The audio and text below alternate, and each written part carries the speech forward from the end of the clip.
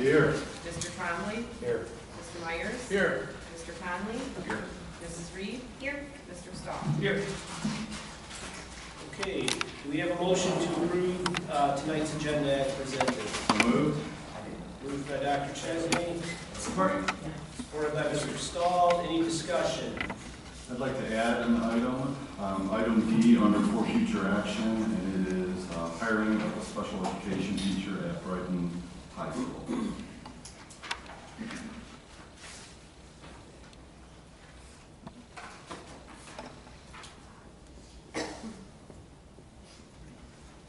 Okay, anything else? All right, all those in favor signify by aye. Aye. Any nays? Passes 7-0. That brings us to this evening's first call to the public. If anyone wishes to address the board this evening, please step up to the podium. We ask that you state your name, address, and limit comment to 3 minutes. 3 minutes. You should need 2. So, my name is David Holloman. I've lived in the district for quite a few years, and several of my children have attended or are attending and graduated and whatnot. So I have 2 comments. One is I'd like to recognize the board and the superintendent staff and the Brighton School District for outstanding results according to the Michigan Department of Education MSTEP evaluation. I think that's a great start. Okay? Don't get happy with it. Keep going. But I think it's important to acknowledge that it's a good recognition. The second comment I have has to do with graduations.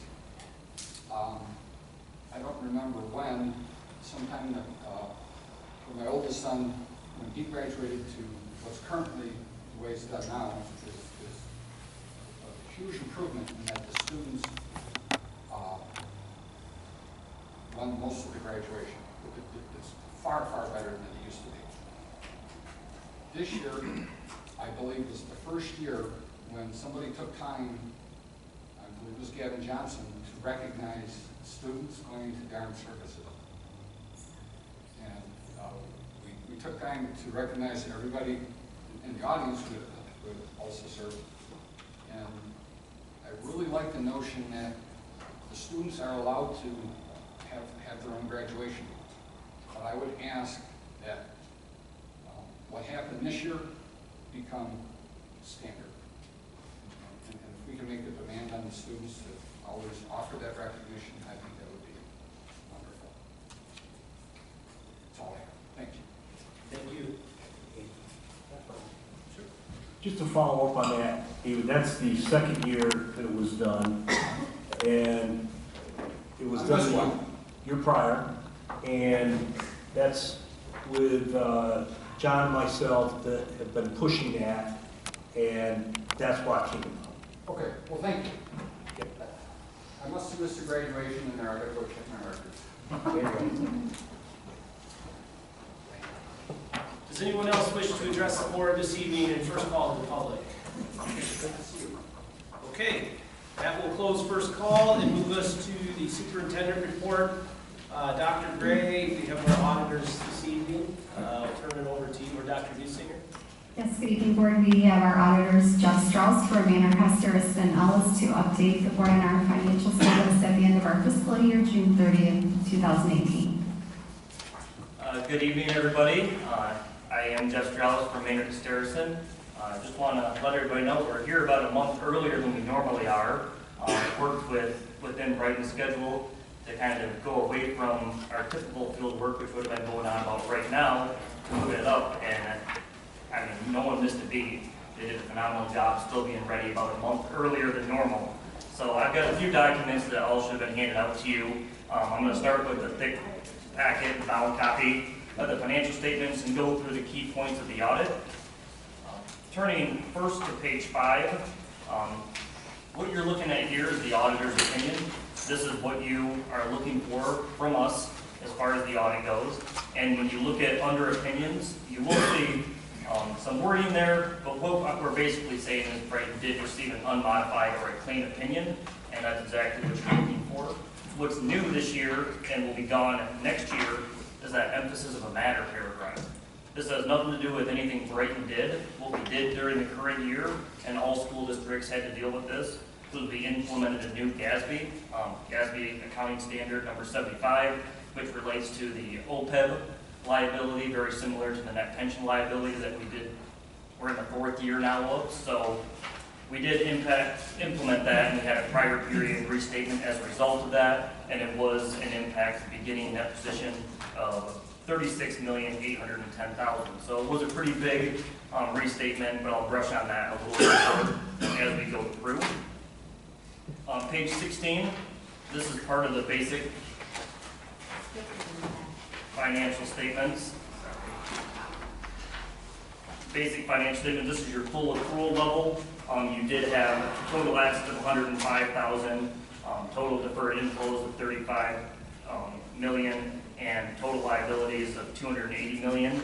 The piece that I was talking about regarding the OPEB shows up here as net other post-employment benefits. It's that number of $36,743,000. It's about a third of the net pension liability that's been on the books for the past few years, which is the number right above that at $107,800,000. Again, this is the full reason why you're looking at a net position and a negative of $152 million, but almost every district in the state is in this exact same situation with once the net pension liability and OPEB liability was on the books. Page 17, won't brush on this too long, but this is where you see the prior period restatement. The beginning net position would have been, as of the end of the year last year, $116 million, but after the implementation of GASB 75, we had a beginning net position of $153 million, and we did increase that during the current year by $1.4 million, and with a slightly less negative net position of $152 million. So, just wanted to point that out real quick for you. Moving on to the basic of the fund level financial statement, this is typically where you would be a little more concerned. You do have 3 major funds: general fund, your 92 debt service fund, and a capital projects fund, and multiple non-major funds. I'm just going to go through the general fund real quick here. But you did have total assets of $12.8 million, total liability. Could you some page numbers too? Yes. Just so we know where you are. Page 18. Okay, Yep. thank you. Yep. So sorry. General fund had total assets of $12.8 million as of June 30, and total liabilities of $7.8 million, and an ending fund balance on page 19 of $5 million. So we have been seeing that number increase, and we're now in the 2nd year where we're over that 5% that gets you over there. Yes. On the fund equity. Yes. Your opinion on what composes fund equity? What makes up fund equity? So Jeff, the discussion at the district level is fund equity cash. So this is a perfect page to look at because it has all of your assets and liabilities divided up against your fund equity. Right, so it absolutely is. I mean, obviously, most of it at this level is not going to include your full accrual stuff. So it's not going to include your debt, not going to include any offsetting pieces for your assets. And it is mostly going to be your cash and your investments offset by any liabilities that are offsetting. So when you have your $12.8 million in assets, that's net of your liabilities of $7.8 million, which gets you down to your fund equity of that $5 million. So, and again, we talked here in the board, Dr. Gescher's been very clear with it, but from your standpoint, fund equity throughout our state, how it's calculated, we're following the same guidelines, obviously. Yes. Okay, but my question is, we always talk about fund equity, but it doesn't mean I can write a check for $5 million. No, it does not. I mean, one of the big parts of your fund equity balance is going to be your receivable for your July and August, which is a timing difference for state aid. So that's going to be a big piece that's coming into that number. It is not a liquid cash number whatsoever. I mean, cash is $770,000. We actually have $11 million of those assets that are receivables coming in from state aid, from federal sources or ISD sources. So yes, it is not money that's has the ability to write a check as of today or as of year end. It sure sounds good though. It does. It's I better mean- than negative 15. Right, I mean, it wasn't too many years ago where, I mean, it was a negative $8 million, so. It was actually, it was 8 reported, but going to 15 if I recall, so I'll go. with Yep, that. yep, Thank you. absolutely. On page 20, go through this real quick, we did have $74 million in total general fund revenues. That number was $68.8 million last year. We continue to add student count, which is increasing the state sources for revenue. Have an uptick in expenses too, but the revenue is offsetting that expense piece quite a bit. And if you move to page 21, you will see we did add 1.5 balance to that fund equity in the general fund, taking us from a 3.5 last year up to 5 million. Question on that. Yeah. We also had a per pupil funding increase of near $2 million in total. We also had an LASA millage pass which generates about 1.8 million in receipts for this. Now, is that included in this fund balance? Okay, Yeah. so that, then technically, Well- hold on a second though. So, then technically, the 3.8 million is an increase in tax. We would have been 000 if we hadn't done that. Okay, so because the taxes were increased through LASA, and because the governor gave us another near $2 million, we now are showing, reflecting a pretty nice gain again this year. And we spent a large portion of that, because we're only showing, what gain is it? 1.5 million. So, Yep. so out of the 3.8 million gain, we're technically only showing 1.5 Correct. to the fund Yes. equity portion. Correct. Thank you. Yep. Probably won't hit on this too much going forward in future years, but I do want to touch on note 8 real quickly, just because it did expand from 9 pages to 13 pages.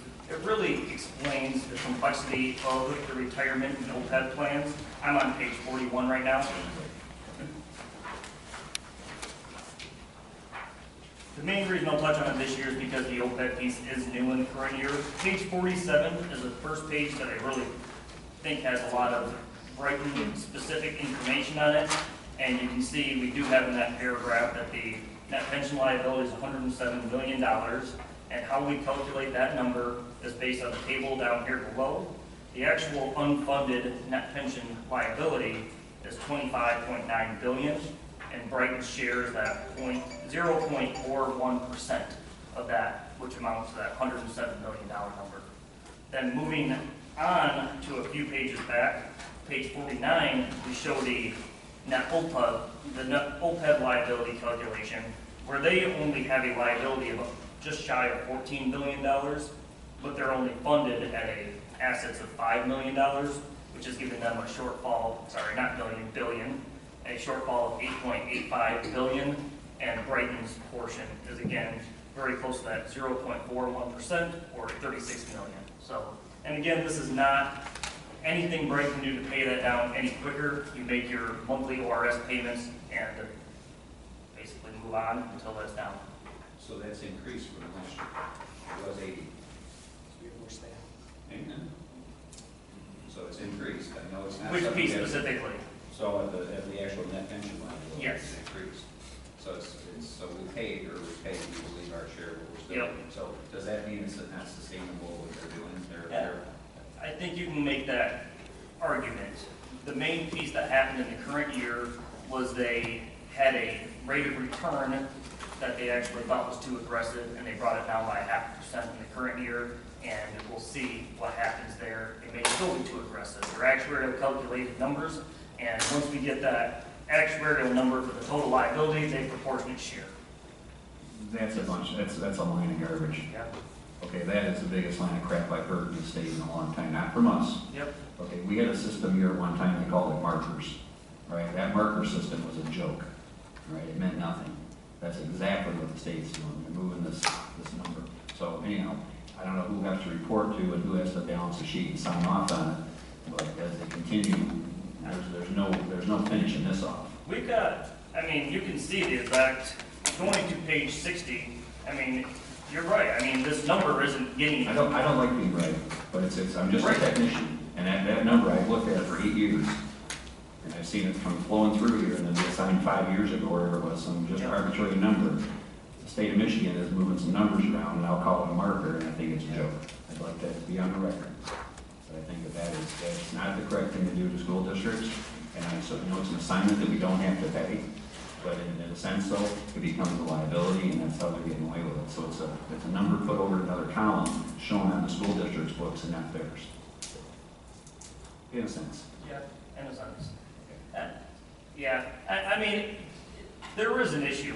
How the unfunded happened, I mean, that can be debated, I mean, until you're blue in the face, but they do have more liabilities than what's assets in the VIPSERS plan, so, which is essentially what we're talking about. And I think we need, that's what this is declaring. Yes. Okay, well then, it's continuing to grow, so that's not a good situation. It's not.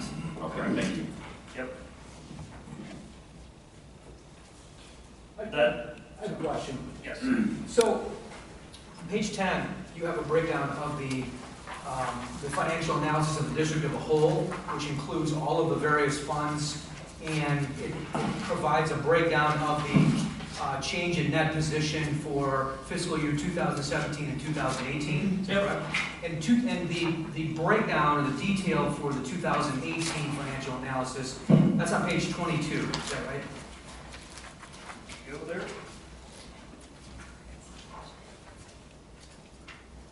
Page 22 shows the reconciling items to take you from the fund level or the modified accrual level to the full accrual level financial statements. Right, which then carries through for what is the, I mean, the numbers, they break out to be the same in the table A4 on page 10 for the 2018 Brighton Area Schools change in net position, is that correct? Right. Okay. So in looking at the comparison from 2017 to 2018, in 2017, if I understand it correctly, we actually had a deficit of $886,357. That's the activity at the full accrual level, not a deficit. Okay. It's revenues offset by expenditures in 17. And so when you do the comparison, then when you compare that then to what we experienced in 2018, you've got about a $2.2 million difference. Yep. And I realize there's change in the revenue, the per pupil funding. It looks like one of the bigger changes is about $500,000 in interest on long-term debt reduction from 17 to 18. Is that correct? The bottom line, of last item, line item in the expense category. Right. What is that attributable to, that we reduce the $500,000? It relates to the bonded debt. So just so we're clear on this, right now, we're looking at the full accrual level. So we're not looking, this is not like your general fund or all fund level activity. This incorporates the full accrual, which would include your fixed assets, your capital assets, your buildings, all that, as well as the long-term bonded debt. So that number's going down as you pay down debt. Part of the big portion of the interest is the 92 accreted bond interest that's coming into play. So as you pay those down, just like you would on your mortgage, interest is going to be less each subsequent year as you pay it. So that's that is taking place here. But again, this is the full accrual, not the fund level activity. Okay. Yep.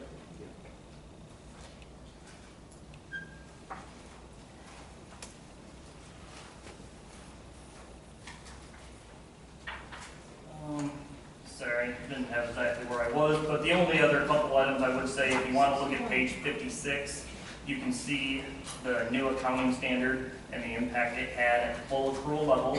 So again, not at the fund level, but the full accrual. But that's where we did start with the $116 million net position negative, and it started to be the beginning of the year after the restatement at that $153 million. So that's what we're illustrating there. Again, those are the actuarial numbers, and it is the unfunded portion. Going to page 59, going through the budget and actual, things look really tight here. I mean, $184,000 difference between the net change in fund balance projected and the final budget at $1.3 million of revenues exceeding expenditures. We ended up with, at the end of the year with revenues of $74 million offset by expenditures of 72 million, and we had some outgoing transfers, another of 45, so we have a net change of $1.5 million in the general fund, like we discussed, $184,000 positive variance if you want to look at it from that standpoint. So really a tight budget, you look at all those going really quite down. Some on the, When you yes. say tight, what you mean is that I mean, the we're within- estimation. We're within 5% on, I mean, 5% less than that. Less than a half. no, oh, yeah, Less than half. we're way, this is, I look at it, if it was in excess of 5%, I would think we had some issues Okay. from what we were doing from a budget standpoint. So when we're within that number, I mean, that's not something the state should be concerned with. And within that number, what we're saying is that the prediction, the budgeted Right. amount versus what was actually spent Yep. is within a very, very small amount. It really What was, would so what's the percentage? It's a quarter, a Less than a percent. 0.24. 0.24%. So we have a Nice. district with revenues of $74 million, and we had a variance of $184,000. I mean, that's a pretty good budget. Well done. Yep. There are a couple more RSI pages that if you want to look at, but it basically does show exactly what you were referencing regarding the net pension and OPEB liability, that it is underfunded, and all districts are paying for that, and they're paying about 40% in required contributions from their covered payroll numbers between pension and OPEB. So it's a real impact on the district. Final piece that will go on the financial statements is on page 79 and 80.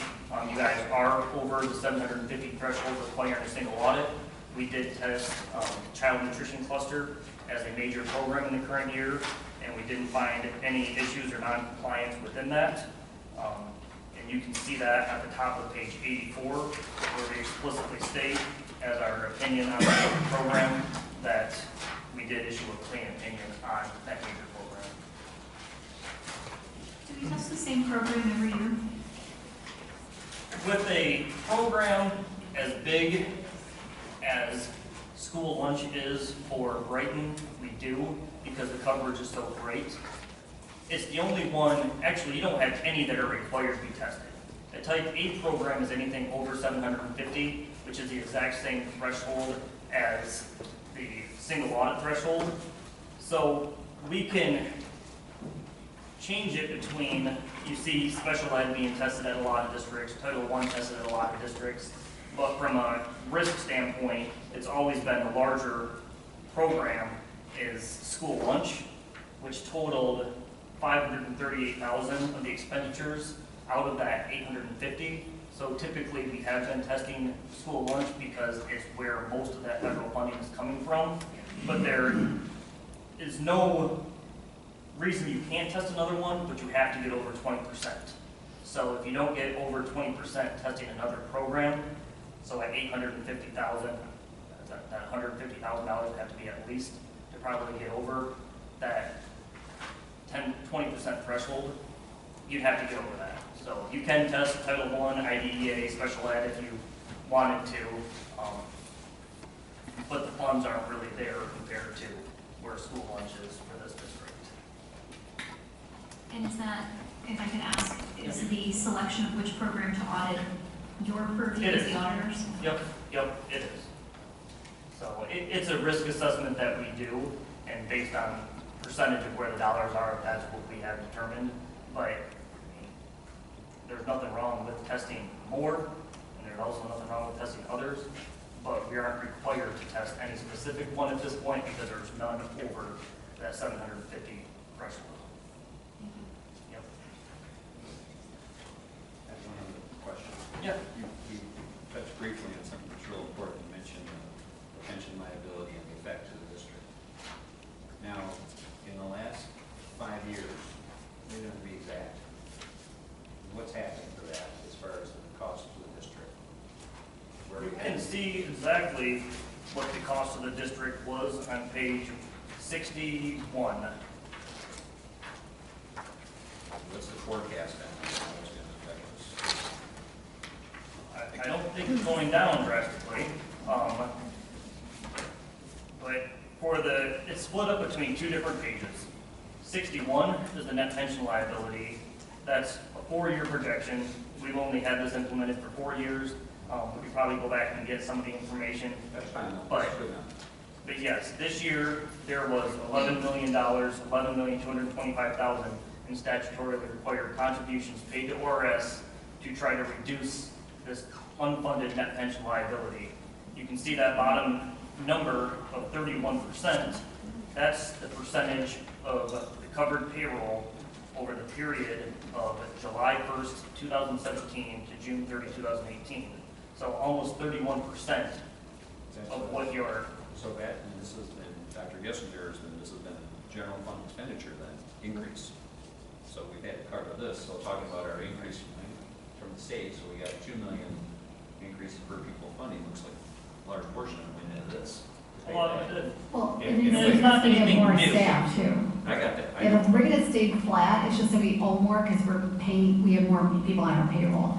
You want to see it go up every year. And it was not too long Yeah. ago. If it goes up every year, it means we have more students and more staff. It means we have a healthier district.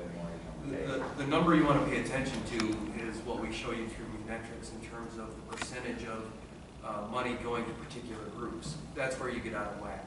If you remember back in the day when we had groups that would constitute 80% of the budget, that's out of whack. So, There's been 102 in total. sure, and if you want to look total district-wide, you typically want to look in that. Oh, so that answers the 80%. question. So this increase is actually still So an you increase. keep wanting to see increases, Yeah. but you want those percentages to stay static, because then you know you're a healthy district. You could gain 200 more staff members. Great, but if your percentage of salary and benefits were to shoot from 78% to 89%, now you have a problem, and you'd have to address that. And then also this unfunded liability, it was not that long ago when this was not on our books because we're not in charge of our retirement system, the state is, but the state said, let's take this big pot that's unfunded and split it up by district and let each district own their own piece of it and we'll put it on their government-wide financial statements. Well, we don't have any way to influence that and it's really not our liability, it's the state's liability, and maybe Jeff, you can talk to that. No, that's absolutely accurate. So every district's is calculated the exact same way. It goes based on the covered payroll amount, who's in the plan, and that's how that percentage of the allocation is. But everyone's base is calculated the same, and there is no way to pay it down earlier. It's essentially an actuary calculated liability, and they have investments. The net of that is then split across all districts. And it is not per se Brighton's liability. I mean, nothing's changed from 5-6 years ago when this wasn't on your books. You still made your payments into ORS. You just didn't show the liability. We just didn't have that full correct. And Superintendent Gray is absolutely right. If you look at 15, you look at the number for covered payroll. In 2015, we were at $30 million. Following that across, you're up to $36 million. This percentage should stay consistent across all districts. So 30, just shy of 31, is going to be what most districts are going to be seeing. And that's more based on the actual NITSER's plan capper than anything else. The reason you're seeing the large number increase over the years is because of that influx of wages and employees being hired. So, yeah. Down the road, you see a drastic reduction in that, time to pay. Because that means you're bleeding staff, you're bleeding students, and you're back in a scenario where you're trying to cut and you can't.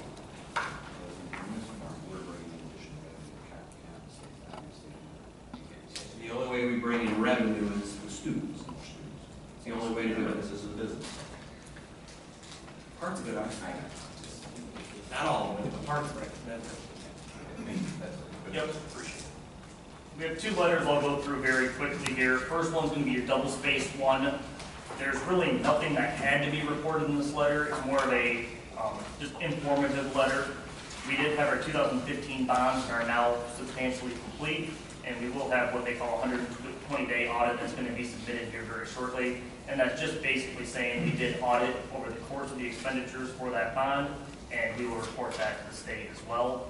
And last year, we had a comment on here about a disaster recovery plan. All that was requesting was a formal documentation from an IT standpoint, that there was a plan in place if anything were ever to go south, and that written plan is now in place. So that's just saying that is completed now. And the final letter I had will be called governance letter. Just like an audit opinion, this is required at the completion of our audit to deliver to the board. First page really states what we were required to do as an auditor, and that's basically issue an opinion, which we did, an unmodified opinion. Then we do go through, starting at the middle of page 2, just a couple of items that are required to be disclosed. There were some estimates that we have ongoing. The net pension liability and the OPEB liability are a couple of the biggest estimates within the financials. We do estimate a compensated absence number for individuals who would potentially leave the district and what that liability from a payout standpoint would look like. And we do have an estimate on lifespan for fixed assets, what the useful life would be. And we have a receivable on the books from the state of Michigan that we are estimating that we should receive hopefully in the 18-19 year that is on the books. So, other than that, that's the main pieces I have. I mean, the audit really did go very well, and I appreciate, Dr. Gistinger's and her staff, really being ready more than a month earlier than we normally are out here, and still from our standpoint, having no audits and clean opinions. No adjustments from that standpoint. A few questions. I want to make sure that Dave's speak is the same as Jeff's speak. And just, Yep. You're much more wise about this. And Nope. so I want to make sure that. Feel free. All right, so first off, the opinion simply states that process was followed correct. All accounting processes were followed correctly and accurately by Brighton Area Schools. So having a clean opinion means that we followed the process, did it well, everything else. The opinion there, for the most part, stands for a number standpoint. We do have a letter in the back as well, saying that as part. It starts on page 82, which says we do test internal controls, and we do test internal controls as part of the audit. That letter is basically saying we did not identify any significant deficiencies or material weaknesses through the course of our audit. The one within the audit opinion is more pertaining to the dollar side of it, and that we agree and issue opinion on where the numbers are or break. Okay, so one of them is about did we follow the process, and the other is are the numbers accurate? And both of those were Clean. clean. Yeah. Clean implying that they were done well. It's the best opinion you can get. Unmodified, that's correct. Okay, all right, so I want to make sure I understood that. Yep. Continuing on, in additional good news, our fund equity went up from 3.5 million to 5.0 million Yep. over the course of the academic year. So the fund equity increased by 1.5 million. Okay. On the downside, there is this net pension liability. It's a statewide issue. We, being a school district, have to pick up our percentage of that, and that is going to be something that needs to be handled. It's handled at the statewide level, but some of the burden falls upon Brighton Area Schools. So what does hit the general fund there is the current year payments. That will be recognized at the general fund, but the full liability is only shown at the full accrual at the statement of net position level. Okay. Yep. Okay, and then finally, we are, and this, I go back to this again, that our budgeted versus actual was within 0.24% of accuracy. That is outstanding. Could I, Dr. Gistinger, just ask if perhaps at our next board meeting, you could tell us year to year over the past few years how close we've been? The accuracy of that implies that it's under control and that we understand that the budgeted amount is very close to what we're actually going to spend. It gives us confidence in that. Right, so you heard Jeff say that that number, if it was around 5%, there'd be cause for concern, which would mean that variance could grow by 20 times what we're actually showing here to show you how good we are at making sure we stay within our budget. Okay.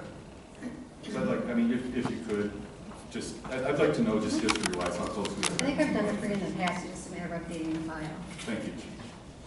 That's all I have. So first of all, thank you. This is always good to see when it's in the black and not the red. So, Yep, it is. the one page you did not comment on, and I think is important to highlight, is page 13. And I think I know which one you're talking about. it provides a history of the fund equity and what I think is important for us as a board to certainly recognize and give some major kudos to our administrative and leadership team. The fact that 7 years ago, we were carrying an $8.5 million debt. We were in the whole $8.5 million, however you want to look at it. And at the end of fiscal year this year, so June 30, we should be somewhere just over $6 million in fund equity. And that's almost impossible to do in current environment. And so, in a 7-year span, that is just absolutely phenomenal.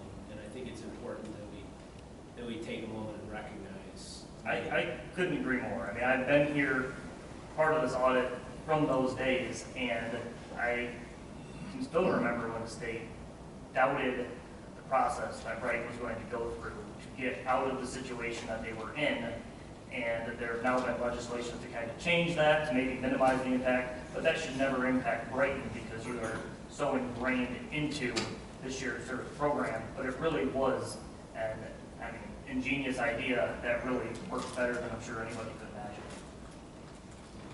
Well, it's, again, Dr. Gissinger, Dr. Gray, and many people behind the scenes. It's a great job.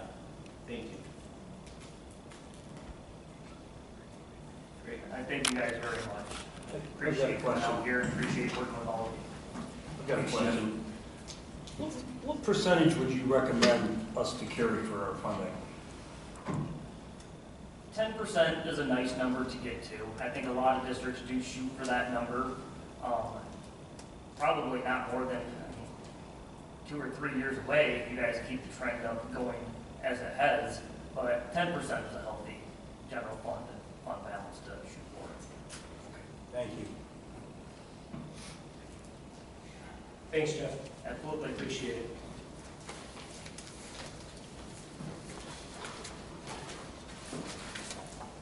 Dr. Gray, curriculum update. Yeah, as we do typically this time of year, we start to talk a little bit about curriculum, and we start to talk a little bit about the major initiatives that we've had so far this year.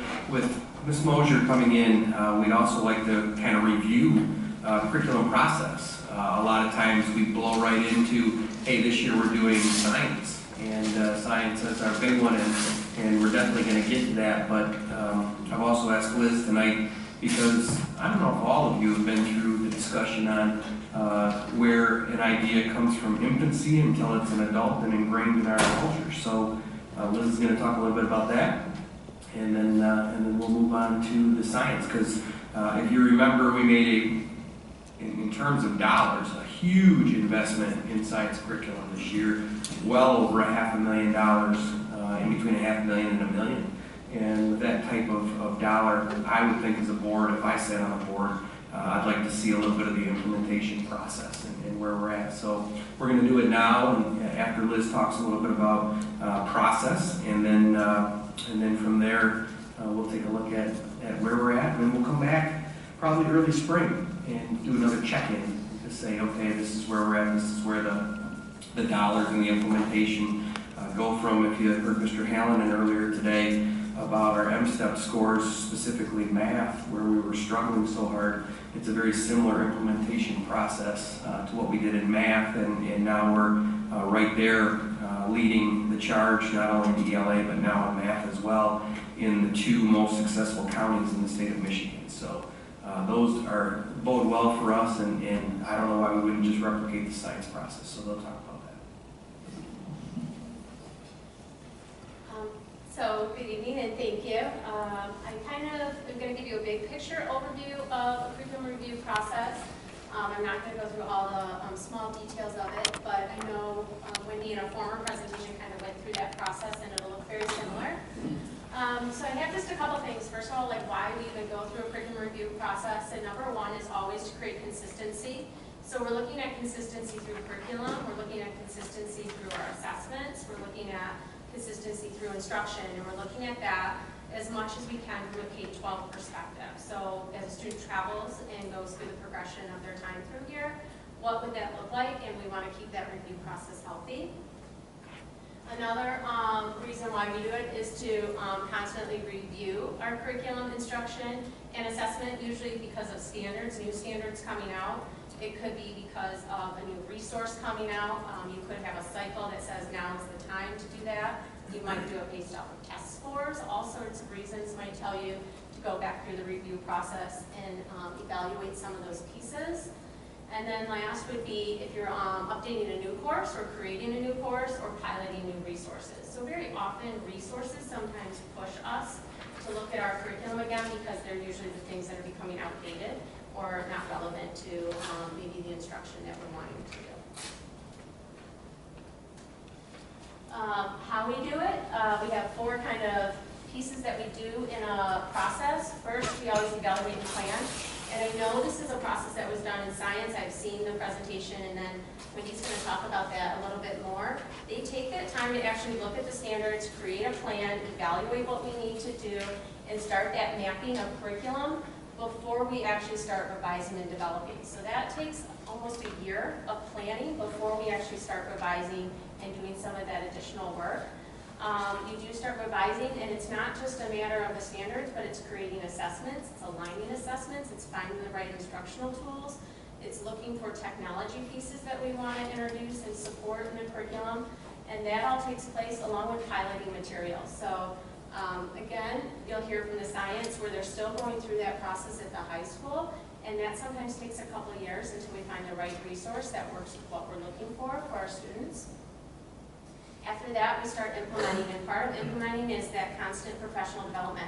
So we have instructional coaches right now who are part of that process, helping with science specifically to help get that up and running. So that kind of keeps the fidelity of that curriculum going versus just saying, okay, we gave you PD and you're off and running. Having them there kind of helps with that process. And then last is your monitor and adjusting. So you're kind of watching over another year of time where you're kind of saying, okay, what's working, what's not working. And those are small adjustments. It wouldn't be a total restructure of your curriculum, but it might be small adjustments if it's an assessment. We might find an additional supplemental material we might need. We might find an additional instructional practice that we want to embed, but it wouldn't be something that would overhaul the whole process. It would be small adjustments. And then what is evaluated, and I kind of talked about it in general, but first and foremost is the curriculum, and those are the standards. So what we really look for are the standards in the scope and sequencing, the units of study.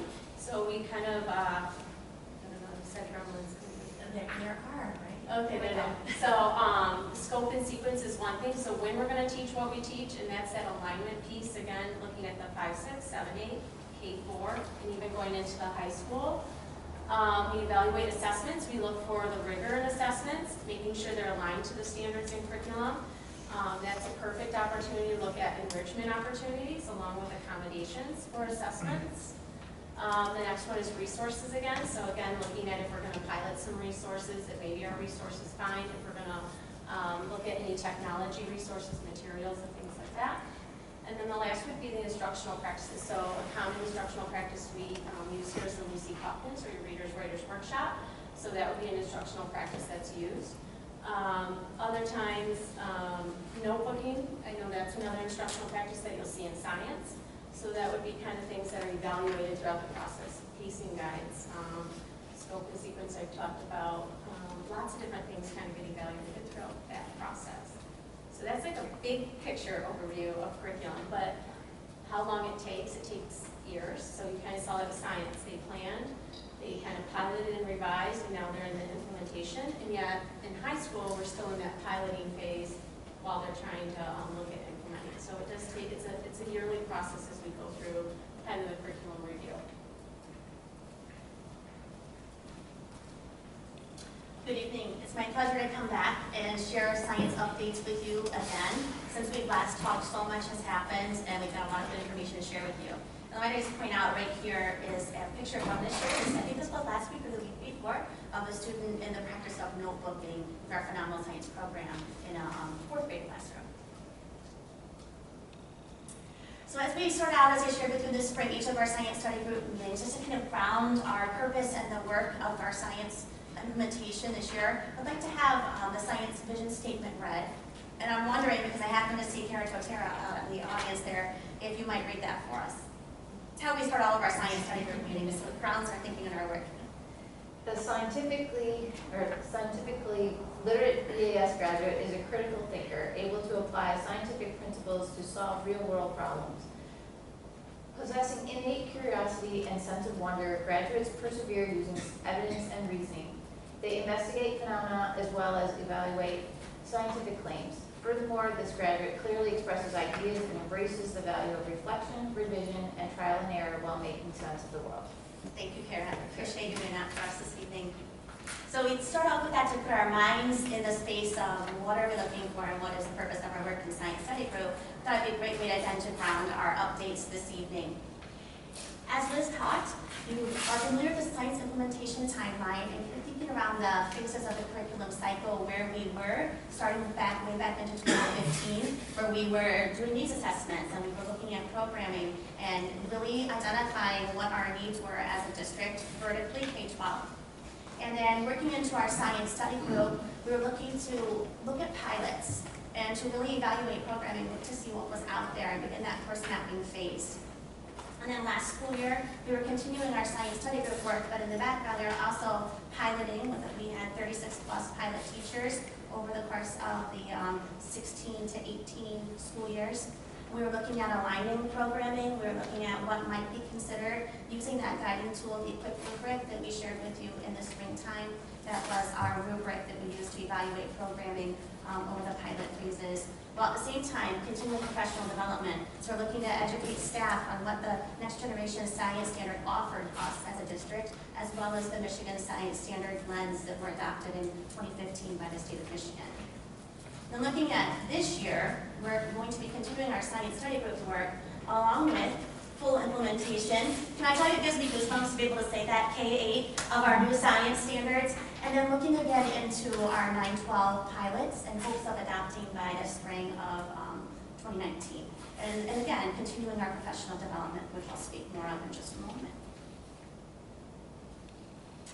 So we've broken up the presentation into 3 phases. So in the elementary phase of phenomenal science, and we'll move into the middle school phase of MyStar science programming, and then into our updates for the high school. So just to give you that heads up. So phenomenal science, the implementation and the planning. We started that last spring, and part of that planning was forming a K-5 science implementation team. One of the groups that we're many thanks to for their hard work and dedication, along with the science study group members and along with the pilot teachers. And we developed an implementation plan over the spring. We defined our work in terms of summer implementation work, what would be to be in place per our pilot review of phenomenal science, what teachers voiced as pilot teachers that all staff would need to feel successful in K-5 grade levels implementing phenomenal science. We moved forward with training some of our science implementation team members and teacher leaders in phenomenal science facilitator training and coaching training to be supports in the various buildings for staff as we implement. We also had 105 teachers trained this past August, part of our August PD model in phenomenal science. So they received day 1 and day 2 training in August before school started. And we worked hard on implementation and materials distribution over this past month. Our science support teachers, Pam Wickman and Chris Cody, have been instructional supports to help launch programming along with myself in the elementaries, including Mahoney's 5th grade teachers. And over the last 2.5 weeks, we've taught together 36 launch cycle lessons in the elementary classrooms to launch the programming, and also to provide support to teachers in terms of really focusing on the instructional strategies of phenomenal science, including scientific norms, exploring phenomena, notebooking, and productive science talk in the classrooms. And again, here are some pictures of students, again, just from the last couple of weeks in classrooms exploring the phenomena around bubbles and how large can a bubble become. And with that, they worked around scientific norms, notebooking practices, and productive science talk in the classrooms. The overarching question that they were really looking to answer was, what does science look like in today's world? And then also in the elementary level, we're working with CCT time, otherwise known as Common Collaborative Time, with grade level meetings whereby Pam, Chris, and I will be meeting with teachers to support their implementation and work off of where we're at right now, how pacing is going and so forth, and having conversations around that whole evaluative phase of work as we monitor and adjust to meet the implementation needs of our teachers and students in our classrooms.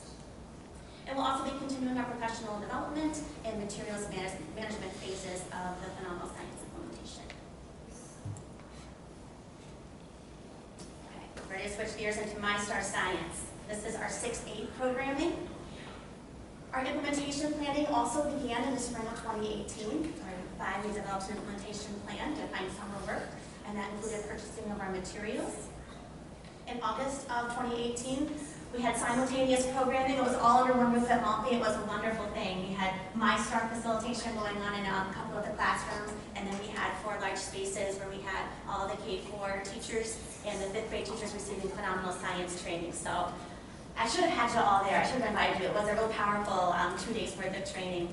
And being that our MyStar science teachers are middle school, they're often teamed up. So we have 21 teachers trained for MyStar science training, including some of our special ed staff. And that is all inclusive of everyone that needed to receive the first 2 days of training. And in terms of implementation and materials distribution, our work in September has, it's been very busy, it's been very exciting, and lots of new situations have come by us every day, but we've worked to find some great ways for implementation to go smoothly so far. We've got materials delivered. We've got our Unit 1 launch underway in all grade levels, 6th, 7th, and 8th grade. We've got our news ELA subscription, that disciplinary literacy support for MyStar Science, in the works and ready to go.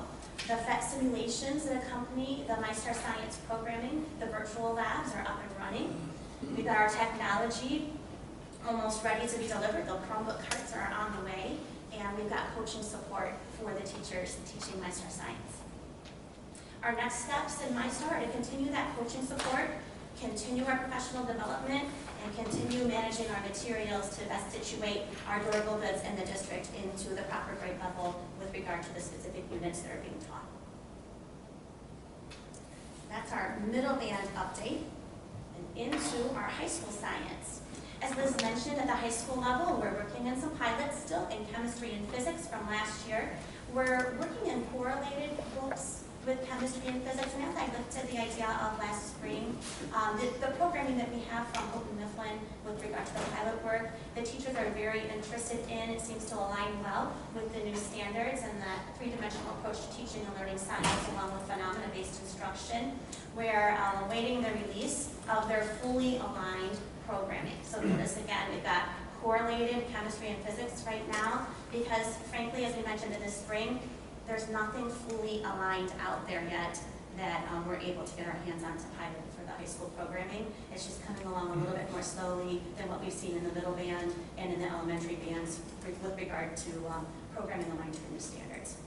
However, in biology, the honeybee book, as we affectionately call it, there's a great big honeybee on the front of it, that textbook by Pearson is out and it's aligned to the new standards. The teachers were interested in piloting that, so we have set up a full pilot with Pearson. So we have online access of that programming, and we've got textbooks that the teachers have been working through and looking through with students, and they've launched their first unit in biology as well at the high school. So we are encouraged by that aligned programming.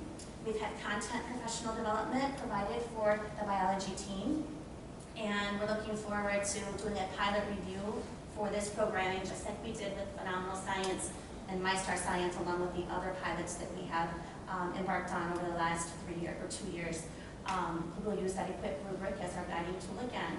And again, that's educators and evaluating the quality of instructional products to evaluate the Pearson product. And we'll look at the ratings and the rankings of that programming based on what the pilot teachers saw in their classrooms this year. So again, our next steps at the high school are to continue exploration of the new materials, piloting, coaching support. Again, the equip rubric will be the guiding tool, so we are consistent there, and continuing professional development. I know I've told you a lot, but overall now, as a district, for our JK-12 programming, again, we're going to look to provide ongoing continuous staff support and programming implementation. We are very pleased to say that we are fully aligned with the NGSS through the lens of the Michigan Science Standards in grades K-8. We're going to move to, hopefully, our fingers are crossed that the right materials will arrive our way for finalizing a 9-12 adoption at the high school. We're going to embark on a junior kindergarten program review, continue our science study group, and again, continuing that professional development and ongoing support for our teachers and our knowledge base, and also looking at the Michigan modeling training that will help us as we look to implement to fidelity the new standards, as well as the next generation science exemplar training for those who are interested in attending that. Again, that will be a stronghold in terms of us and our implementation of the new standards. And that's it. Are there any questions? Any questions that you might have? What so far have you seen that is the biggest challenge in continuing the implementation? You guys certainly did all of your homework to prepare and make this successful, but have you found any unexpected challenges during the start of the rollout? I don't want to say it out loud. I'm not on the podium. So far, so good. I think just in terms of everything that's new and different can sometimes bring about some uncertainty on the behalf of students and the behalf of teachers. So I think overall, everyone has been very open to the process. The students are super excited about new science programming and the thinking that is coming about with the programming as it's designed to do, and as the new standards demand, when we look at integrating those three dimensions between the science and engineering practices, the cross-cutting concepts, along with the disciplinary core ideas. It's been tremendous in the classrooms to watch this in action and to really think around the students. In one of the classrooms, if I share a quick anecdote, I'll go back to it was on this day. And part of just looking at productive science talk, students were researching on EPIC, some of the tools that a scientist might use and some of the ideas that they might record. And this little third grader came up to me, he's like, well, we were in stations, came back to me, he's like, well, we're gonna come back here soon because I got something to tell you about Einstein. You know, he wasn't the smartest in school, and he didn't really talk much. And I think scientists are supposed to talk a lot. And then he closed very quickly with, and I think he passed away in 1950. So when we look at kids and students in classrooms having an opportunity to really dig deeper into scientific principle and really thinking around a very large question of what does science look like in today's world, to already see that happening, and I realize that I don't have my rose color, or my 3D glasses, let me say that, on real tightly here, you know, realizing that students are students and there's responsive instruction, and there are times when students need to have some kernels in them strapped in order to progress in their learning. When we hear that, that was the second week of school. And you feel really good inside thinking about the programming and thinking about the results from the rubric, and that we really feel secure that we are going to move forward with a really great product. So, a material set. And so with that, again, no major bumps in the road so far. That's great. So I can come back and see you again next month, and you can ask me that same question, and we'll see if the response changes. But fingers crossed. So all programs are especially for 3-8, all units have started and have been launched, and K2 is on the way. So.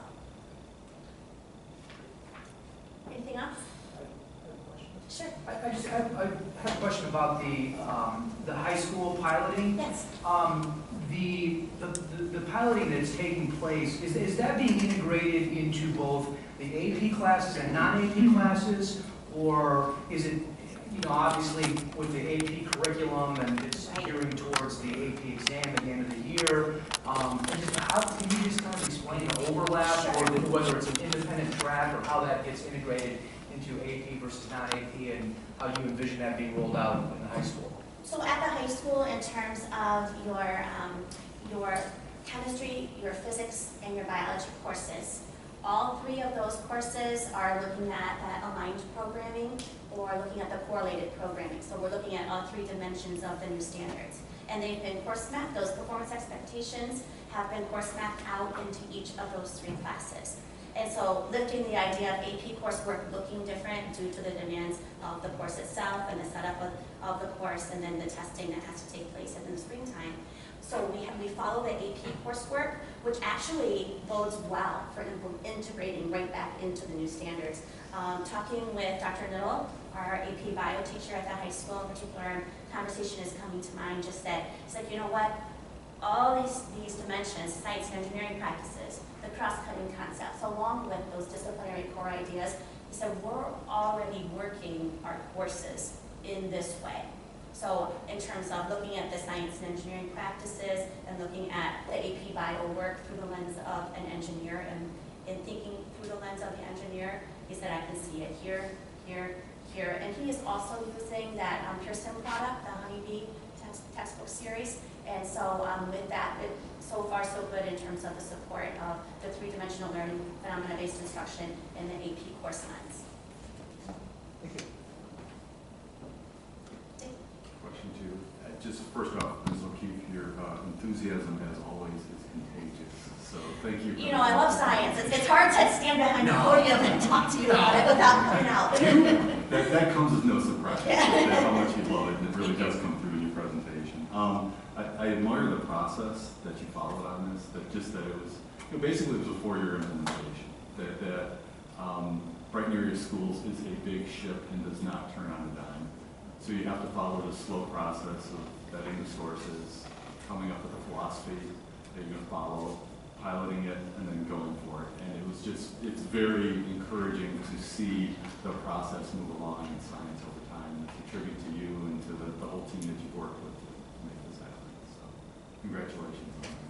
Thank you very much. And I appreciate the team, right? I don't know that we would be here today without the support of, again, the pilot teachers, the science study group members, and our implementation teams. And we have so many people that I would love to do a shout out to tonight at this meeting that have so many dedicated professionals in our district here that really believe in science education, and they've stood behind it every step of the way. So thank you. Pass that along to them. Any other questions or thoughts? Well, thank you very much. I'll look forward to coming back this spring, and I'll fill you in at that point as well. Thank you. Thank you. I'm also excited tonight to introduce Gabby Myers again as our student representative, and I'm sure after last week and with the upcoming weeks, she has plenty to talk about. So, Gabby. Thank you, Dr. Gray.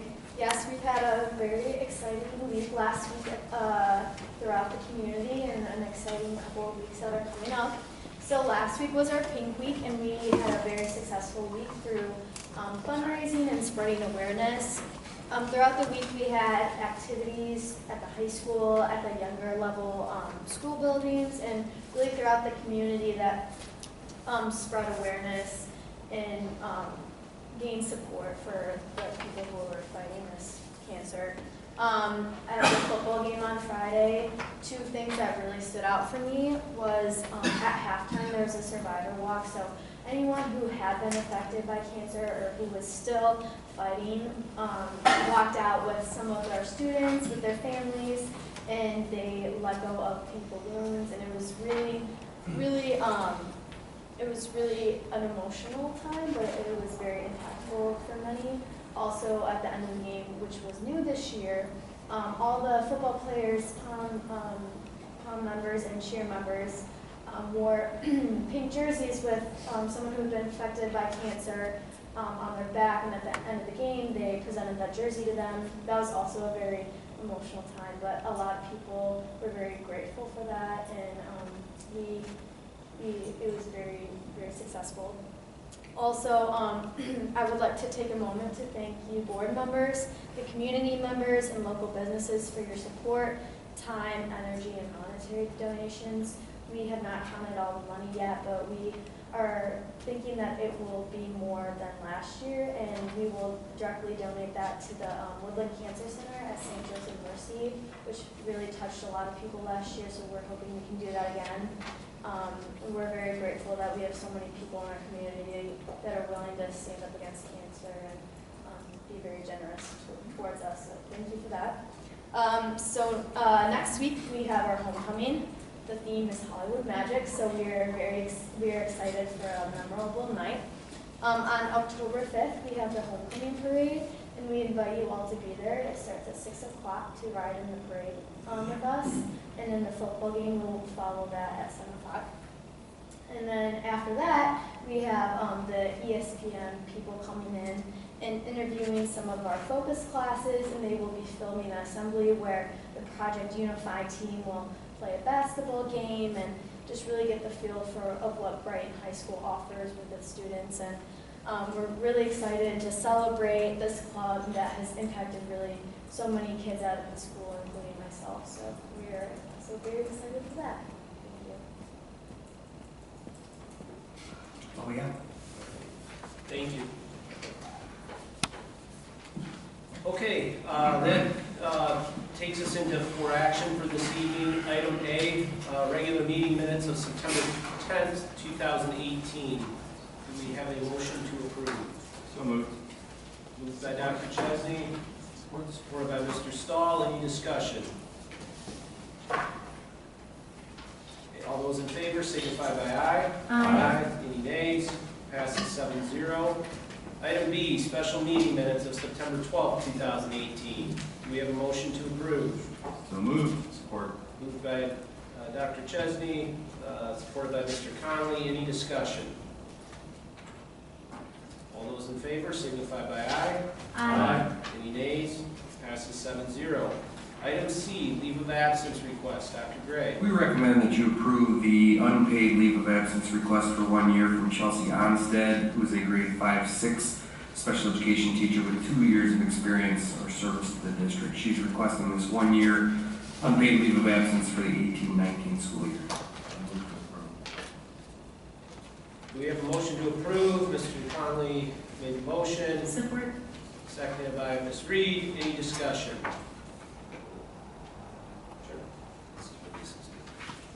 No. Down. Yeah, it's a different, leases is down under for future. I have one question. When is a teacher able to request a unpaid leave? How many years? As soon as they're part of the bargaining unit. As soon as they're part of, so they could come in and not even teach and then request an unpaid leave? Possibly. Okay. Correct me if I'm wrong, but didn't we discuss that at the workshop about reviewing, and was that the last meeting? No, that we did. We didn't get to it on the agenda. So in the next agenda, this is a topic that, that we'll put a word in for that. plan on addressing. So Ms. Ackerman, if you can just add that to the running list. I know we talked about it, but just as a reminder. It's a policy we've got. This is a policy that the district has had, and a portion of the collective bargaining agreement has been in place for, I would guess, decades and decades and decades. Now the implementation of it has changed, and it changed the most dramatically, I would say, 8 years ago. 9 years ago now, I forgot this is my 10th year. Because after the first year, and the real issue came about because we had, at the end of the 9-10 school year, we had 110 layoffs in terms of that. And so working our way through the 45 people on leave of absences, the most being off for 18 years, the least being off for 1, was a big challenge back when seniority mattered and back when that seniority had a piece of the puzzle in a layoff situation. And so once we worked through that and actually the contract opened, we started to address that particular item and then set a standard as a board and how the administration was going to monitor that with a maximum time off of a 2-year period. Because the board at that time, which, I don't know if you and John were on it at that first year or not, I don't think so, but what the question was it was primarily tied to parental leave of absences for our teachers that might have had a young kid and wanted to stay home for the first couple of years. So that board, and I wouldn't call it arbitrarily, but set a 2-year standard. We've stuck with that for the last 9 years now, so we can definitely review that. I think one of the questions we talked about earlier, Mr. Birchfield, was a bumping procedure or a seniority process or a holding of a position, and that doesn't happen anymore. So if you take a leave of absence and we meet with everybody that takes it individually and we explain this thoroughly, you are primarily, you could have taught PE. Let's say you teach PE, but you're certified K-12, whatever. You could have taught PE for 35 years. You're not guaranteed a PE position if you choose to come back at the end of that 1 year leave of absence. You go back into the open position. If there isn't an open position, you don't bump out a first-year teacher. So if I have 35 years of experience and I take a leave of absence and there are no open positions, I don't come back. I stay out until there's an open position.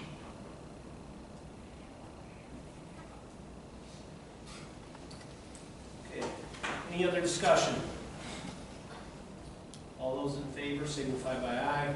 Aye. Any nays? Passes 7-0. Item D, donations, social emotional therapy learning dog. The district recommends that you accept the donation of $4,250 from Livingston Sunrise Rotary Foundation per our board policy 7030 with great appreciation. Do we have a motion to approve? Moved. Moved by Mr. Myers. Support. Who said it? I'm sorry, I heard three. I'll raise you for that. Ms. Reed, I'll give it to you. All right. Any discussion? Do we have a plan on what this money will be used for regarding a particular school?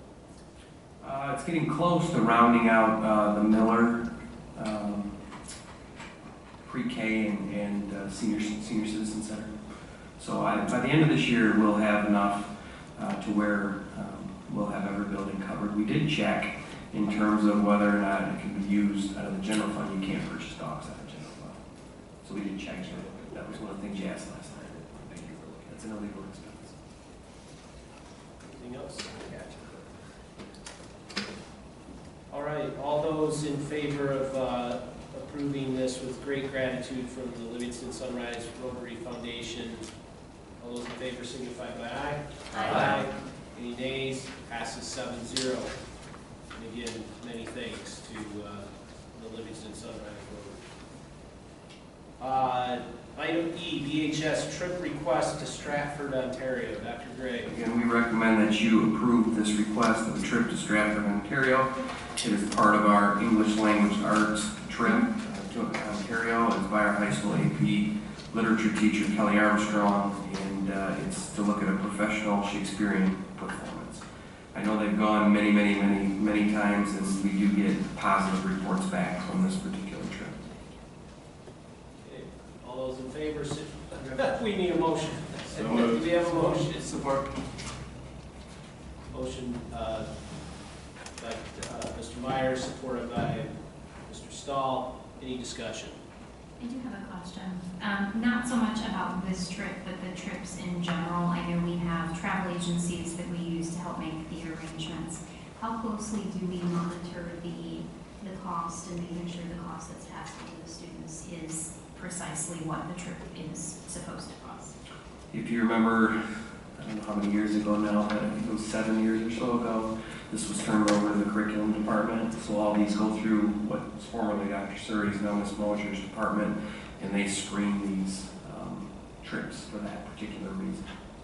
And how much do we, I guess, check to make sure the travel agencies are giving us good prices?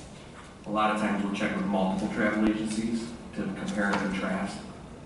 I know that happens, especially with like the DC trip, which is one of our bigger trips in 8th grade. We don't always use the same vendor. It's nice to keep it fresh. And so they do look at those particular trips each time, especially the bigger ones. One like this, which is a one-day trip, probably the most of your cost is tied up in the actual busing. It's not tied up in the ticket as much. And so we're always looking for the best price to get for travel. But I'd say most trips, other than like the close-up trip for government, travel is where our big cost is. That's the biggest part. Kind of related to that, kind of just a follow-up question. Does it make sense to consistently get multiple bids on these trips, or is that just logistically? We do. We do. Okay, on all of them? I would say on the large majority of them, yeah. 3 bids. 3 bids on all the trips. Okay, thank you. Okay, any other discussion? All right, now, all those in favor signify by aye. Aye. Any nays? Passes 7-0.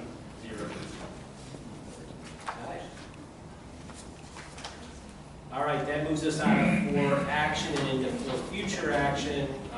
Item A, donation, social emotional therapy, learning dogs, Dr. Gray. Sticking with the theme of to accept, we will recommend in a couple of weeks with great appreciation from our own Dr. Chesney and his wife, Jean, a former employee, a $1,500 donation for, again, moving towards another one of these dogs.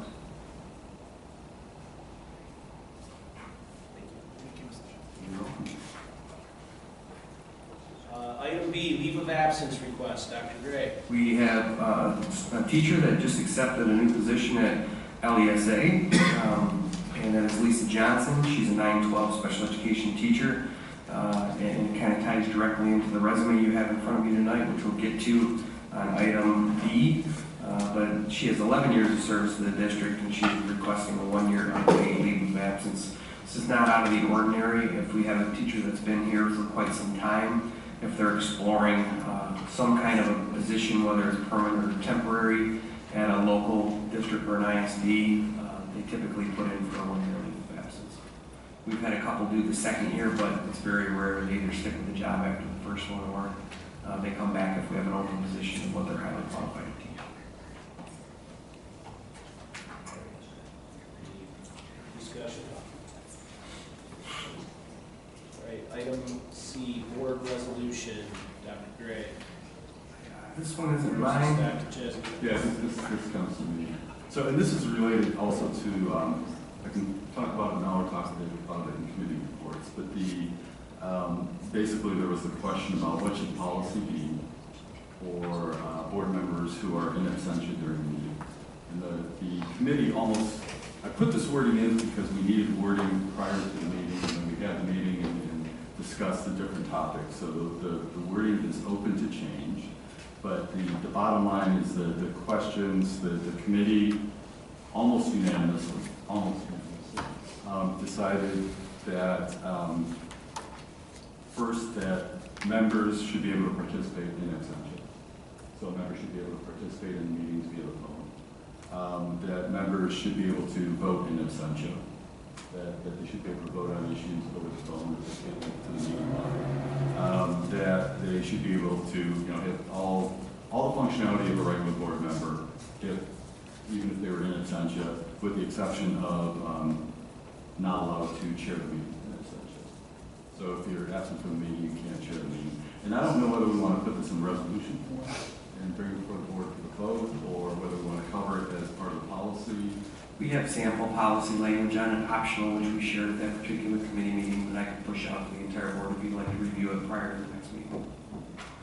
But those are most of the 4 big issues of able to participate, whether or not able to participate, whether or not able to vote, whether or not full participation in the meeting, whether or not able to chair.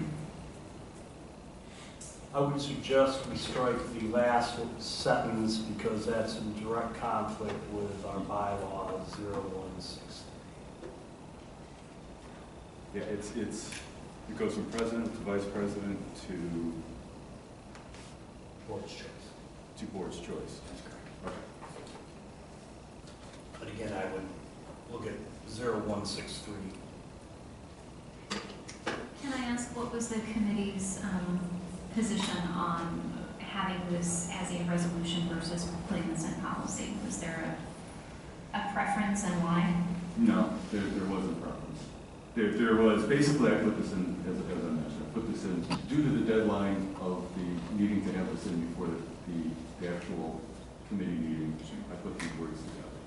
We had the committee meeting and we came up with the words, and that's when Dr. Gray had some words for policy that were suggested. And I can, this is optional wording. Participation from a remote location shall not occur unless the member who seeks to participate is prevented from attending the meeting by circumstances beyond the control. Such circumstances shall include but not be limited to natural disasters or temporary physical incapacity. And then optional, another one is no more than 1 or 2 board members may participate from a remote location via electronic means at the same meeting. So those are some of the policies. Is there any special consideration going to closed session? Is that something that we want to broadcast? We didn't talk about going to closed session. That's a good question. Due to the sensitivity, a lot of times we'll discuss it perhaps. If you can't have your phone in closed session and take notes, I doubt you could have open communication. I would agree. So we should probably get clarification on that. And I would, go ahead, Mr. Well, I was going to suggest that, you know, if we as a board talk through that issue and we don't want to allow that participation by telephone during a closed session, the question to our legal counsel is, can we limit telephone participation to just open meetings without stepping over some line? Or I guess the other question is, are we even permitted to allow telephone participation? So we did get, so there has been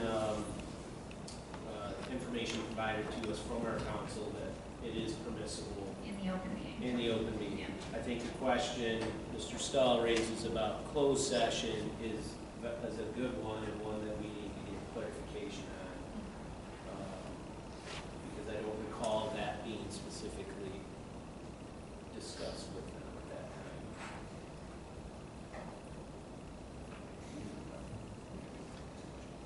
Sure. Go ahead. So, all of a sudden, this calendar year, we decided that we need to have over-the-phone communication. In the history of this board, I don't know if it ever did. Agree? Not in the 10 years I've Not any time I've been here before. So I think the consideration, I guess, it's changing times, things are different, all that. But I'm pretty standard when it comes to formal policy. And in this situation, I'd like, before we adopt, amend, and address, I'd like maybe our superintendent, or maybe Amy yourself, you could call other boards, and let's see how many schools this is standard operating practice, to see. And I'm not trying to put a wrench in the middle of if everybody decides that's what they want to do. Like I said, I have a few meetings left, it's going to be on the table for you guys. But the reality is that it's worked awful well for a long time. Presence in a board meeting means a lot, in my opinion. You can't make it, you didn't make it. Now, you're going to be able to say, well, the board member's still entitled to vote because here's policy, here's that way. But I think that's just a thought. And I have reasons to think it's a good idea to allow people to vote. I have other reasons to think it's not a good idea. And like I said, I'm a hands-on person. I like seeing people here. I like seeing what they have to think, hearing it right from them, and expression, and everything else that goes along with it. And I think that puts the credibility in the vote. That's what I have to say. And again, I'm not saying it shouldn't be done. If it's allowed, it's legal, it's up to the board to decide. But it hasn't been done ever before that I've ever seen here. Not one time until recently. Here we go. We got where we're at today. All this stuff was done way before this we decided to start voting on that. So here's what I would propose is that Dr. Gray get a clarification from our council on closed session. Perhaps touch base with several districts in southeast Michigan area as an example of whether they have a policy in place on this or not, just for some benchmarking. And then it seems, if we're going to move forward with this, which I think there's interest in doing, that this would be a policy versus a resolution.